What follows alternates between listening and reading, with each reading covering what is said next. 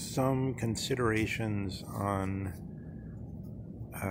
Nietzsche, the will, Schopenhauer, Kant. The question, why does Jordan Peterson misunderstand or not quite open up Nietzsche's house and see the way Nietzsche has put the floorboards in, and some other questions. On the latter question,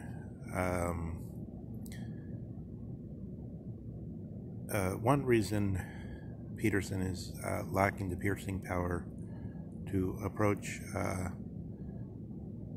the challenges, the unquestionable challenges Nietzsche has raised to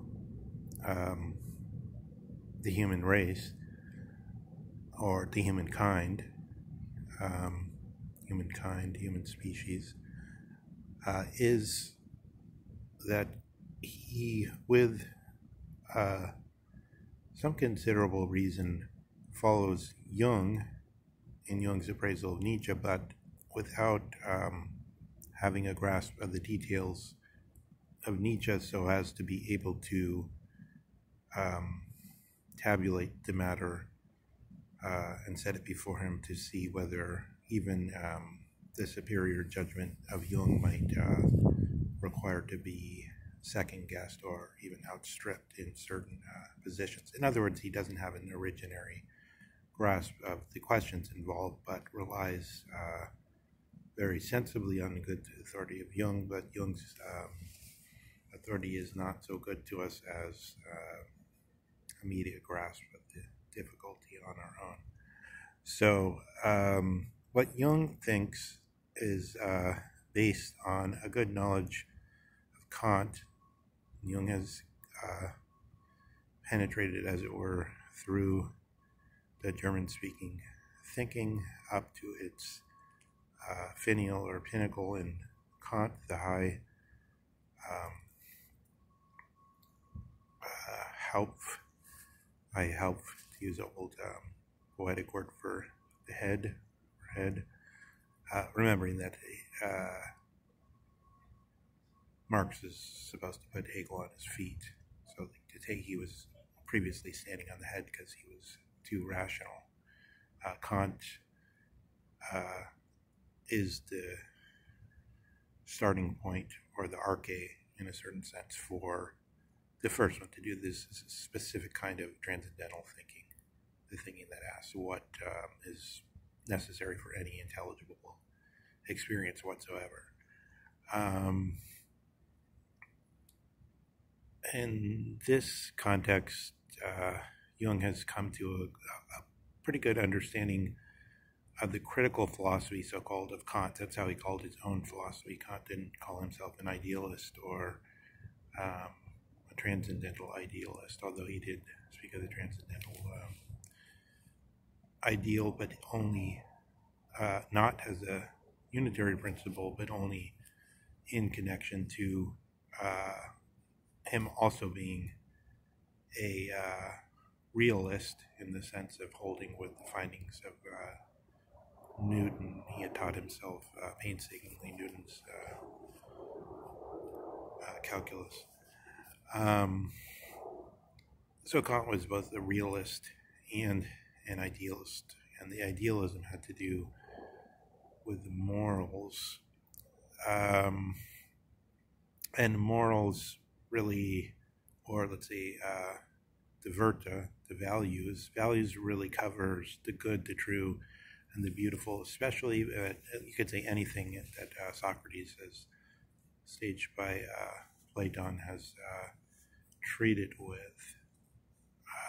And so for Kant, that stands over and against the phenomena. One can say Kant is already, in a bare way, has this Aufhebung, or this, what do they call that one? Abolishing. I mean, in one lecture series,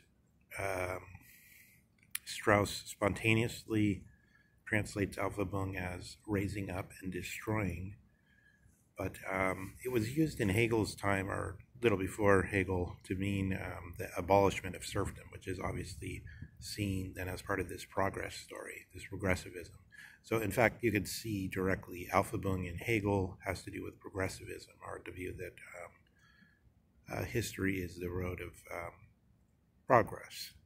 That's what progressivism still means, the claim to be making sweeping sweeping changes that are for the sake of the improvement of the human being, which, however, nonetheless must appear to a part of the population, like a sort of part of the population has broken off and become collaborators with this ideal world and devoted everything to it, whether real or not real, and they are no longer can be trusted. They're no longer one of us anymore. They belong to their ideal or their so-called value or values.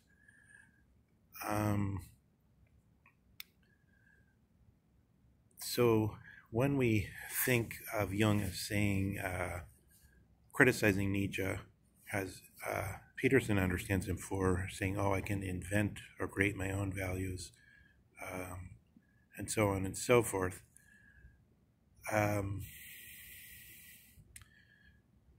At bottom, this doesn't fit with Nietzsche's claim of the will, and Heidegger, in his 4-volume series, goes into this question of the will to will. So that at bottom, what is the Übermensch doing?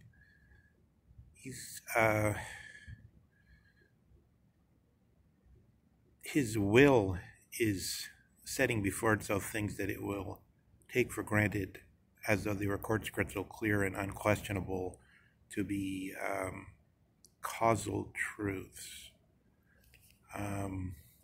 So this is the whole series of arguments between Hume, Kant, and Schopenhauer on the question of, does causality exist? Is causality necessary for tabulating any given experience so that it can make sense at all?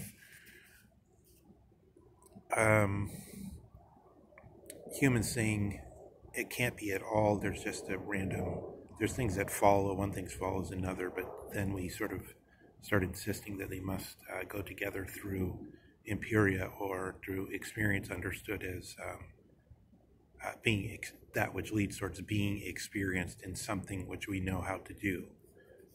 Empiria is not said as it often is empiricism. The empirical is not said in the sense as it often is today, in order to say empirical rather than in the mind or somewhere else, but rather empirical means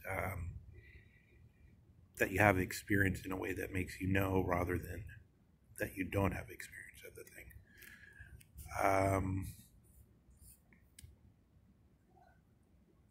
We have no empirical knowledge of causality, is Hume's claim. In that sense, we can't know anything about causality. There's no real knowledge about causality. Nobody has the art of causality, not even the physicist. So whereas Kant is taking the other side, it says the physicist does have it with respect to the phenomenon. And we must take for granted that in some sense causality, even if in calculus you don't need causality, strictly speaking, you have this funny relationship again, which becomes the logical positivist thing, where the maths can deal with functions, f equals n of x, and the function is translatable in all kinds of ways. It doesn't require the sense of causality, and therefore it can become part of Einstein's fourfold, where Heidegger says in his lecture following the Bergson lecture in the 20s, he says Bergson has got this wrong, even though his idea is interesting about focusing on that image of the rubber band expanding out forever as duration. Duration is a question particularly raised by Descartes. But rather what has been excluded is future, genuine future. You can't remain within the mathematical, geometrical conception of space as all that is and still include Dasein as a being which is extended into a future by means of, for instance, if I think of myself as doing something, as completing this sentence, I'm already as though riding the wave of that future, like that image.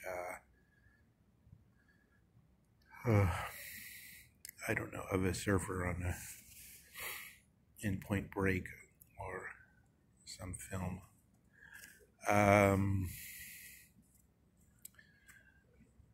So Schopenhauer then basically throws the question of causality, which is indeterminate between these two thinkers, Kant and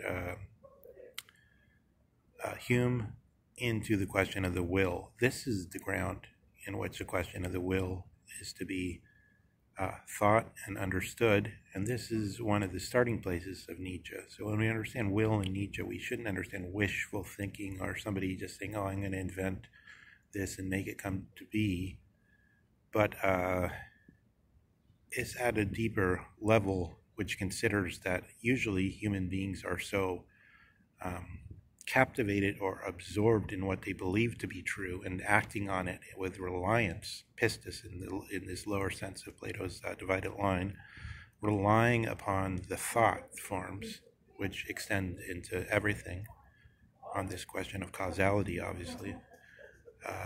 The causality is the basic question, why? So pushing beyond the question why a question which extends to why do I have a pain in my little toe? Why is it so hot in this room? Why is Kant considered an important thinker? Why did Joseph Biden not grow a beard rather than grow a beard? Why and causality are the same question. So this why, causality, will must all be thought at this high level of, as it were, generality of being. It's something that touches everything. We're not talking about the act of the animal who may be able to invent things equal to the so-called great invention of the phylogenetic how does you call it, the phylogenetic unconsciousness, accruement of the entire history in genetic terms of the species, of the archetypes, which have apparently in a Hegelian fashion, in a pseudo-Hegelian fashion, being grown within the human spore, so to speak. Okay, so we'll do more on this. That just touches on it, but that brings us, I think, to the doorstep.